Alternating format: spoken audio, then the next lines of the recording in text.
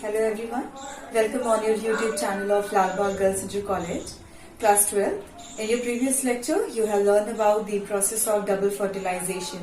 What you have learned in double fertilization?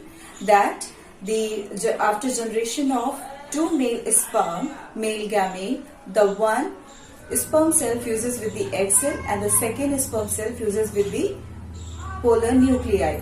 And after the fertilization process, after the syngamy and triple fusion, what we will get?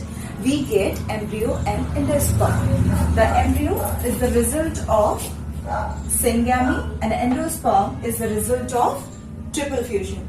And after the process of fertilization, the event takes place is called post-fertilization. Now we will see the post-fertilization events and its various structures.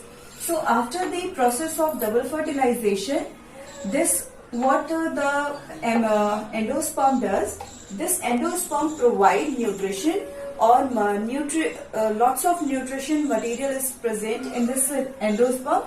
Now this endosperm provide nutrition to the developing embryo. This was the developing embryo. So in double fertilization, what endosperm does?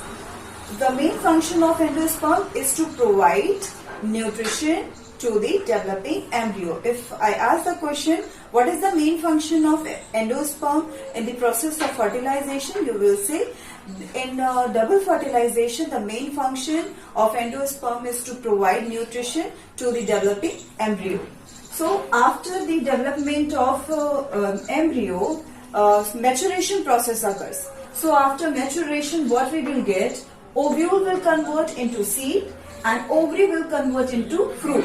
So ovule, as you know that this is the structure of ovary, and inside this ovary you have seen the structure of ovule, right? Remember this structure? This is what? This is the female part of the flower. So in the female part you have seen that this is the ovary, and inside the ovary it has a ovule.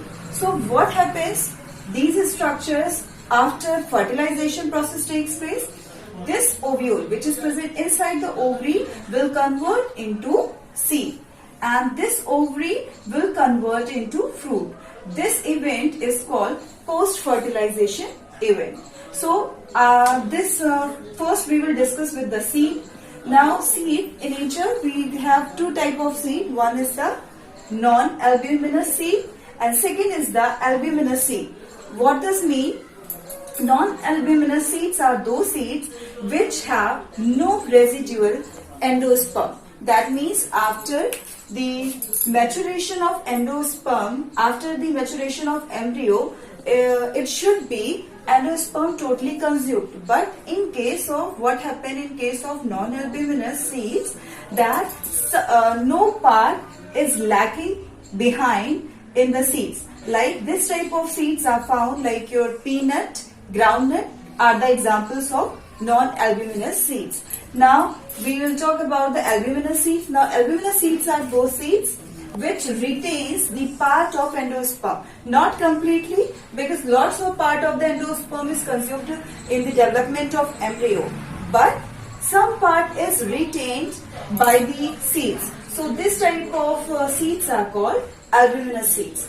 So this type of seeds are found in wheat and maize. So today you have learned that two type of seeds are found in nature. One is the non-albuminous seed and second is the albuminous seeds. Non-albuminous, they have no residual endosperm, completely consumed, because they are completely consumed endosperm by the developing embryo. And in case of albuminous seeds, it retains some part of endosperm. And here you can see the examples in which you will get albuminous seeds as what? Wheat and maize.